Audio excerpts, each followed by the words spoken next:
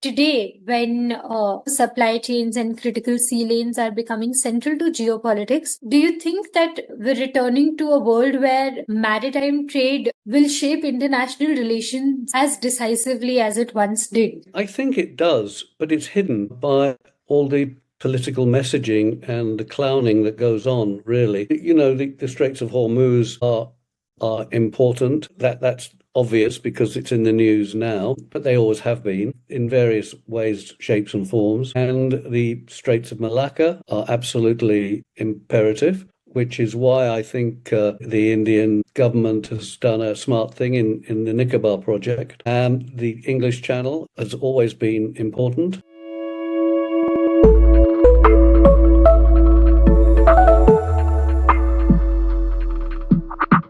Namaste and welcome. I'm Swareena Singh and this is The Global Order. Today we are in conversation with Mr. Nick Collins, a maritime historian and an author. As a former student of history at Cambridge, as well as somebody who has spent over 40 years in the shipping and maritime industry, he brings genuine interest, research and professional experience into his work. Welcome, Mr. Collins. Thank you so much for joining us today. Thank you very much for asking me. I was reading up about your work and I did get very interested in how you've spoken about many historians and people in general focus a lot on kings and empires and political boundaries as well as ideologies. But most of us miss out the possible fact that maritime history was what shaped human civilization as we know it. Could we briefly discuss why is that the case? And if so, why has there been such a huge misconception about the position of maritime trade and history in history that we study today? The history is quite a young subject. It's 150 years old, I suppose, proper research in it. And ancient history, most historians have concentrated on a speciality. So you've got Egyptologists, you've got specialists in Greek history and Mesopotamian history and Indian history. And I was very much aware that in my few spare moments during my career, when I leant back on holiday and picked up a history book, that there was actually no book on maritime trade. And I think it's because everybody's been studying a particular speciality, their box, as I like to call it. And so having said that, there are books on maritime matters. There are, in the 50s and 60s, there were a great spate of specialized books on Baltic late medieval trade, which, these guys had to be specialists in. They had to read in ancient documents from multiple sources in multiple ancient or medieval languages, and they're a great triumph. But having said that, nobody had actually put the whole thing together from beginning to the present. And so it's a big task, but I decided that when I'd retired, having worked in the City of London, worked for worldwide companies, on behalf of worldwide companies, they're the clients, and then in Tokyo, and then in Singapore as a regional hub, and then in Dubai as a regional hub, which included India. And I'd worked in India for various big companies there on their shipping strategies that, at least I understood how shipping works and maritime trade works, and at least could ask the right questions. In my profession, we were asked by clients the right complicated questions, and we had to go wherever the research led us, and that's what I intended to do. And so I had no agenda, but the more I researched on it, I found that all the shipping lanes came back in the earliest form to, let's say, the 3rd millennium BC, but probably much earlier, to India, in the Indian subcontinent. I must call it the Indian subcontinent because part of the Indus-Sarasvati civilizational archaeology is in Pakistan as well. And hence the rather ungainly title of my first book, How Maritime Trade in the Indian Subcontinent Shaped the World. And the questions asked were the conventional chronology and the conventional wisdom is that Mesopotamia is the cradle of civilization. Well, it clearly wasn't, because by 3000 BC, it was, apart from the Euphrates and the Tigris and the lands adjacent to it, a desert. How can that be? It can't be. And it was actually, as I found out, it was sustained by trade from India, especially food and timber, which Mesopotamia is deficient in. And so that got me thinking further about the Indus-Sarvati civilization. And of course, it makes perfect sense that this is the cradle of civilization. Why? Because during the Ice Age, all of northern Europe, most of Europe was either ice or tundra.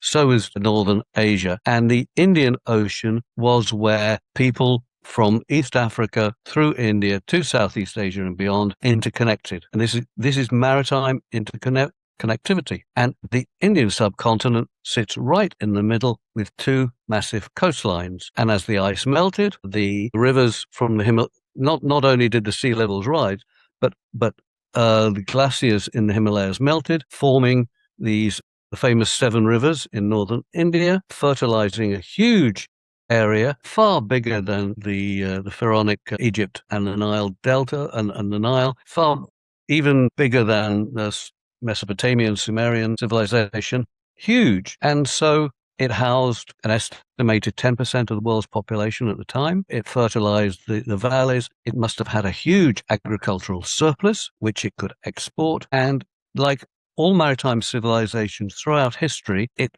should have had and did have a huge body of intellectual progress, because that's what always happens, whether it's, medieval Venice or London or Amsterdam.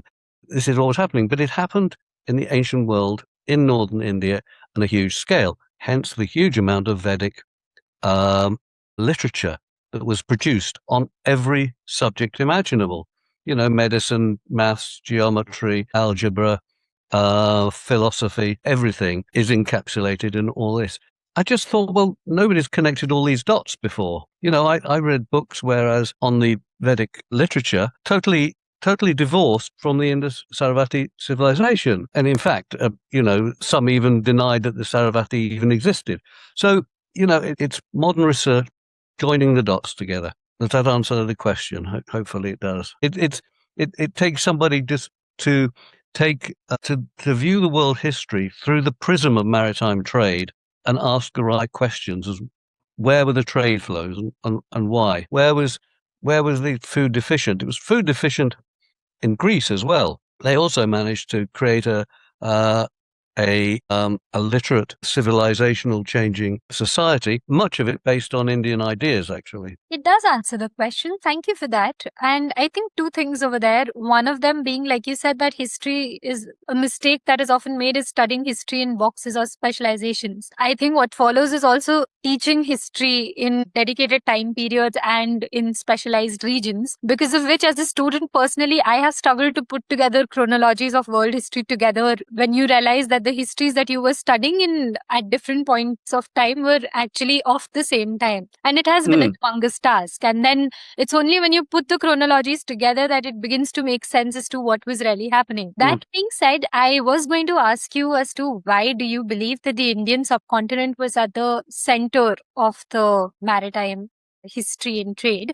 Because like you mentioned right now, you've also spoken in your previous interviews that you did not intend to name your book How Maritime Trade and Indian Subcontinent Shaped the World. It's just that something came about when the evidence pointed you in that direction. And like you said, that you traced the historical maritime sea lanes to the Indus-Saraswati civilization. And one point I remember that you'd made in one of your articles was that it was because the discovery of Mesopotamian civilization happened decades before the Harappan civilization, that there was this belief that the trade and the economy of the region could not have originated from the Indian subcontinent. Was that one of the reasons why people have failed to recognize the centrality of this region in the maritime history? Or is there more to it? If so, what do you suggest we do about it?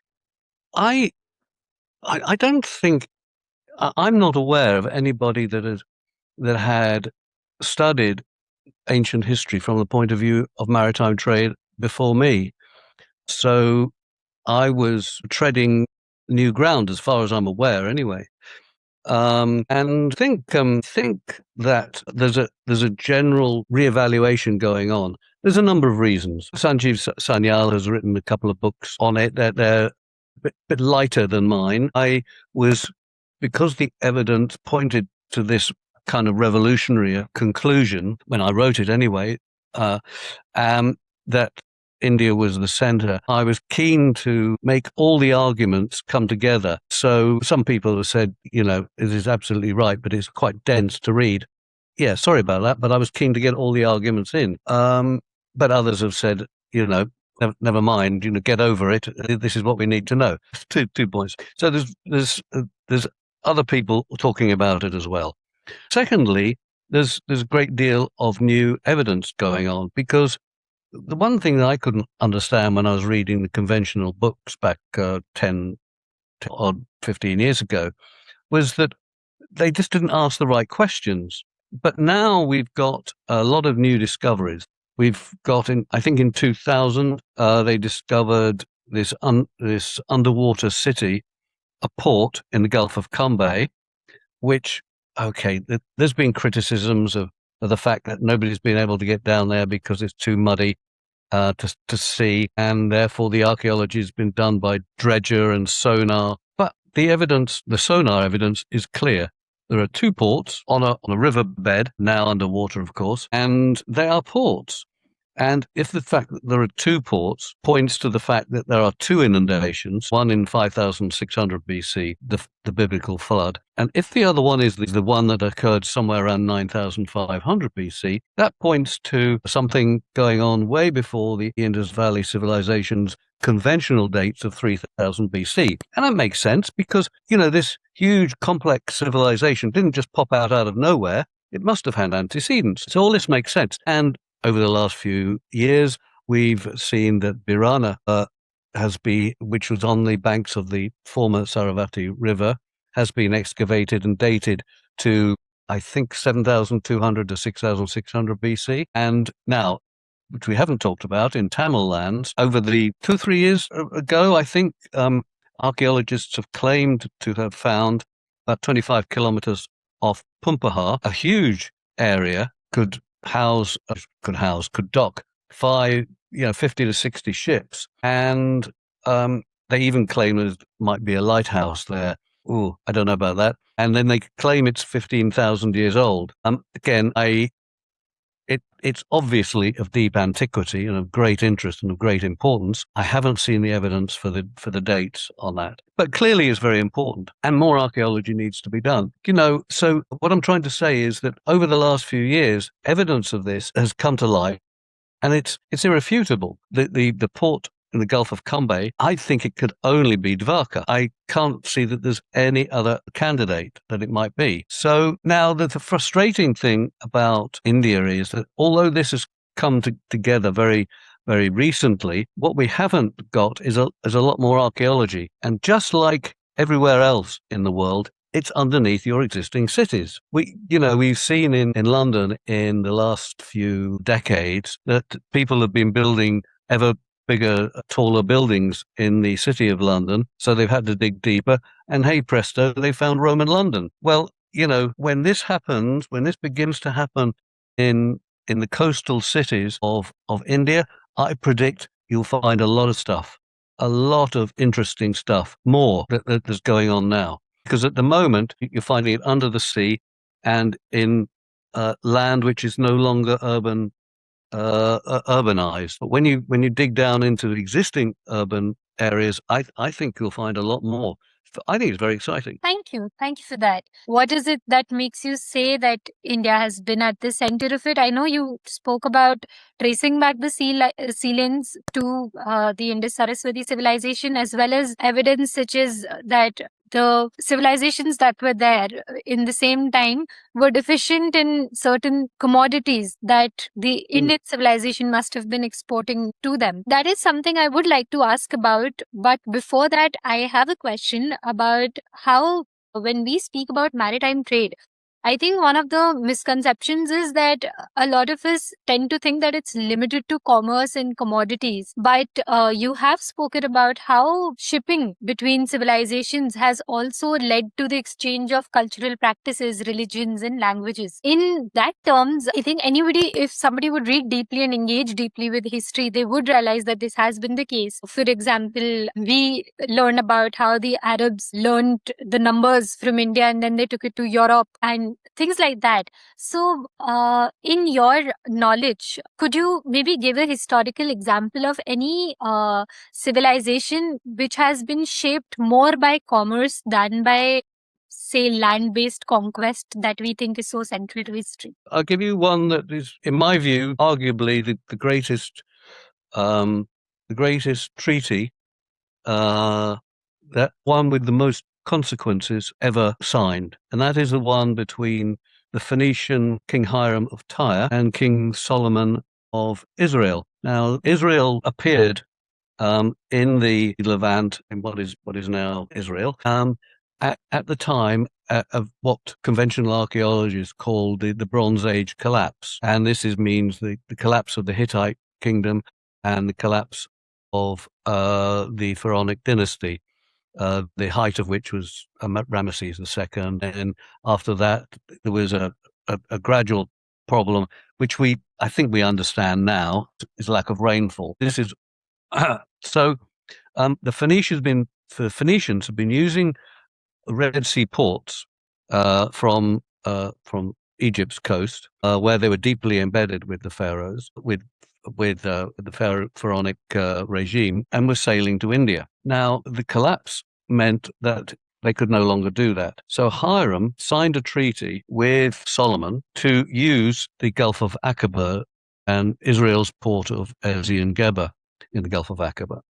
And the agreement was that they would use Hebrew crew, Phoenician navigators, Hebrew crew, and they'd sail every 3 years for Ophir. And we think Ophir means East Africa, India, the Western Indian Ocean, basically. It's the same meaning that the Romans gave to what they called the Erythraean Sea. So they did this every 3 years, and this was transformational for both Tyre and for Jerusalem. The Bible goes into detail about the wealth that was brought back. Solomon had an ivory throne, and it was encrusted in gold, and Hiram of Tyre probably used it a bit more wisely in joining the two islands he had together, making a big market and building buildings and so forth. It was transformational. But what also happened was that the Hebrew crew, who hitherto had been pastoralists, sheep tenders on Judean highlands, went as crew, but had to stay in India for 6 months because of the monsoon, the changings of the monsoon. I've been in Bombay in early May and seen how quickly the whole thing changes.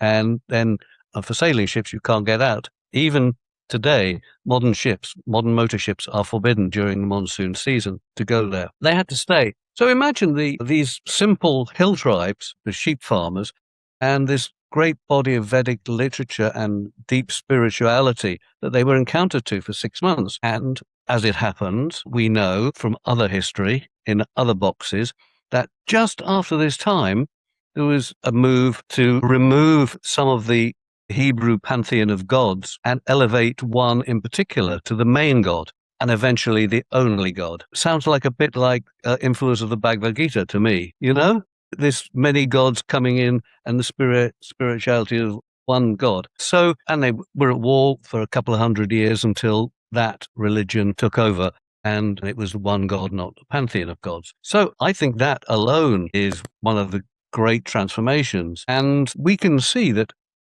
some of the wording of the Bhagavad Gita you can find in the Old Testament and some in the New Testament. So I'm not just making this up. You can find whole passages and phrases transposed in the Old Testament, Lord of Lords, and there's lots of ideas there. It's badly worded, but even the idea of vegetarianism is lauded in Genesis. And one of the books that didn't make it into the Bible says that the chap who baptized Jesus was a vegetarian. And the whole idea of baptism, plunging people into water, that comes from India as well, doesn't it? So all this happened straight after these voyages, the Hiram-Solomon voyages. Really consequential international treaty. Thank you again for that. I must say that for the longest time as students, we have been made aware of the fact that a lot of history has been written from a Eurocentric perspective, and there have been few people who have countered that, but it is even more refreshing to actually be in conversation with someone who's doing that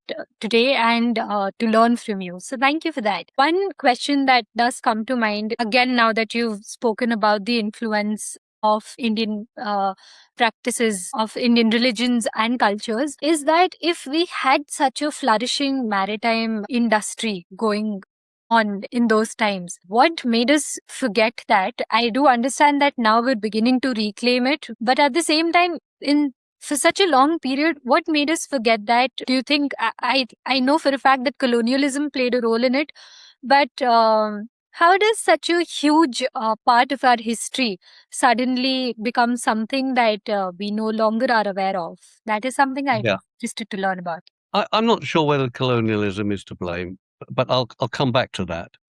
There is something that happened, and I'd like to spend more time, or I'd like Indian historians who are more specialist in this to spend more time in studying it. But it seems that whereas, around 3000 BC, we had groups of Indian merchants traveling to the Middle East and having colonies, merchant colonies in southern Mesopotamia, and even right up to Sumerian cities close to the Levant.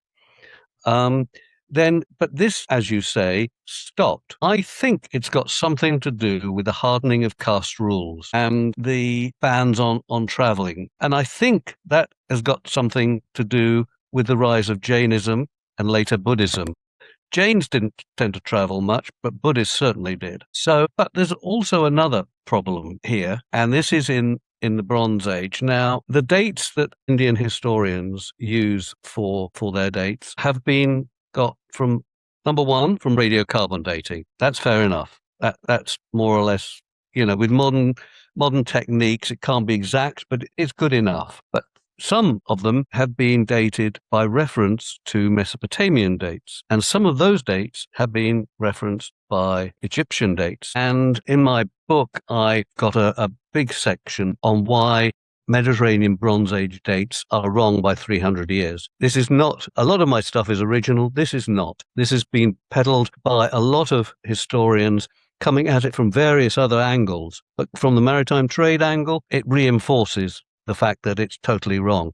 And the reason is that Egyptologists have not done any carbon dating. They thought they were right, they didn't need to. And where some have been done, they didn't, that seems a bit out.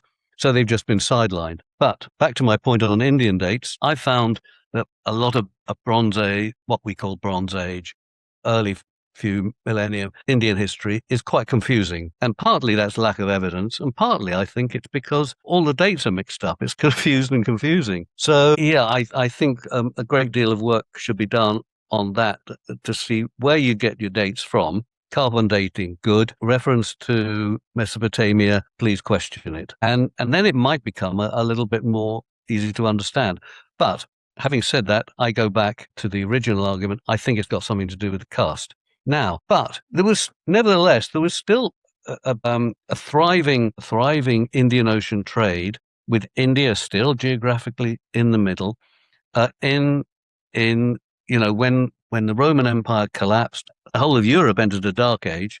There was still thriving Indian Ocean trade, and that was compromised by the Islamic invasions of northern India. And so they didn't actually inhibit trade as long as they paid their taxes and so forth, but they didn't encourage it, and they didn't encourage a maritime mentality. But they still went, it was still okay, but it was diminished. And then, of course, when we get into the 17th century and Emperor Aurangzeb, and he made war with everybody, his sons, Hindu polities, Muslim polities, just about everybody, and collapsed the whole empire. And then Surat, which was the great port in northwest India, the merchants started leaving, and they went to Mandvi, but they also went to Muscat, Zanzibar, and of course Bombay. And Bombay wasn't particularly well situated, but it did have security. Now, we go into the 18th century, and we've got these legacy Mughal polities, and they invite the French in.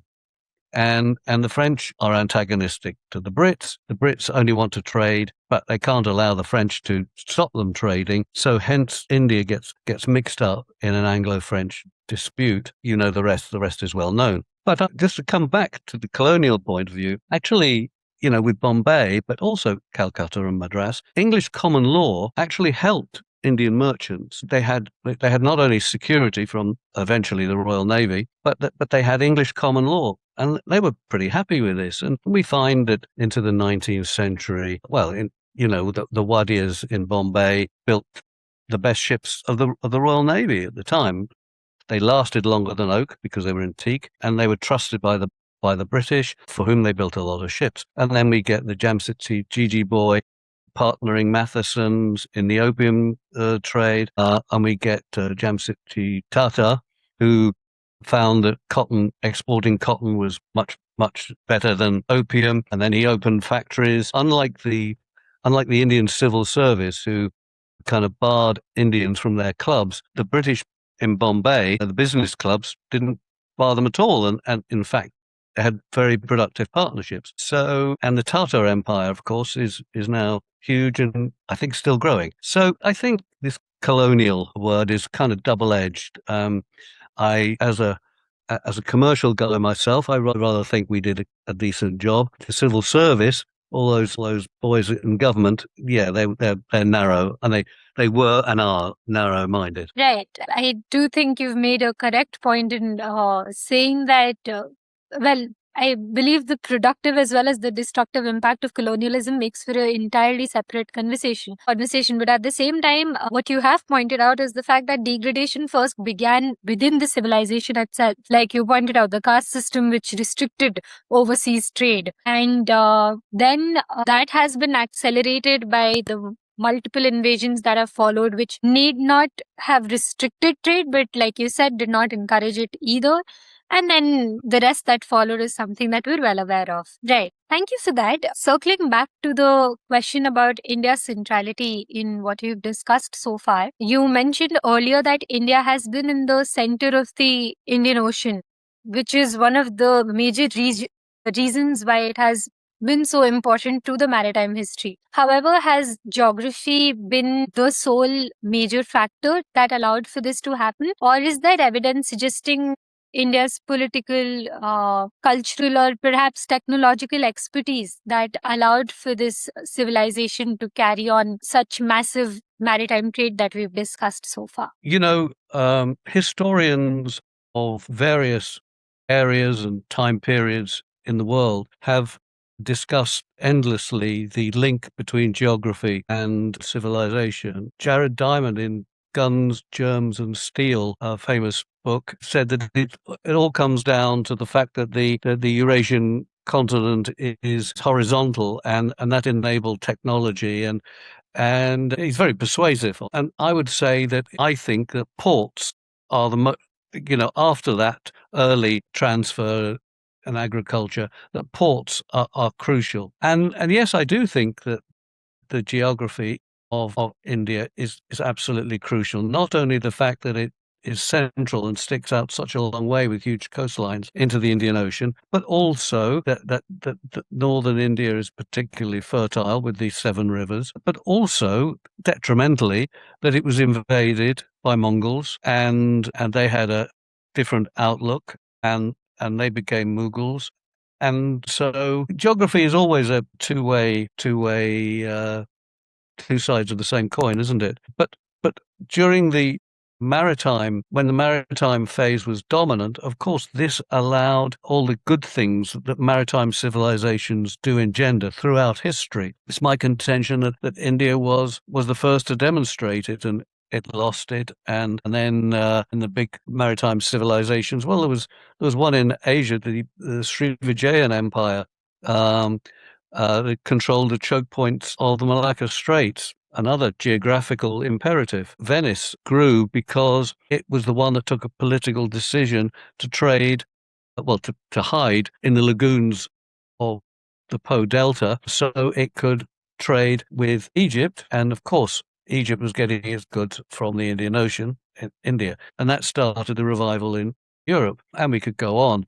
And choke points was essential for Amsterdam, for Copenhagen, for London. Yeah, geography is always closely embodied with this. But yes, of course, there are political decisions that take place, or invasions. And in the case of India, it was detrimental that you had all these invasions starting in the 12th century or something like that. Right. So geography being central to it, along with, like you said, the correct political decisions that were made. And as you have mentioned in the discussion earlier on, that there were certain commodities that we were producing that contemporary civilizations of that time were deficient in. So it's a mix of all things, then I understand. But geography remains at the helm of it. So, And right. the other geographical imperative, if you don't mind me interrupting, is that India is so rich in all the kind of products that the rest of the world covered, and the rest of the world found it very difficult to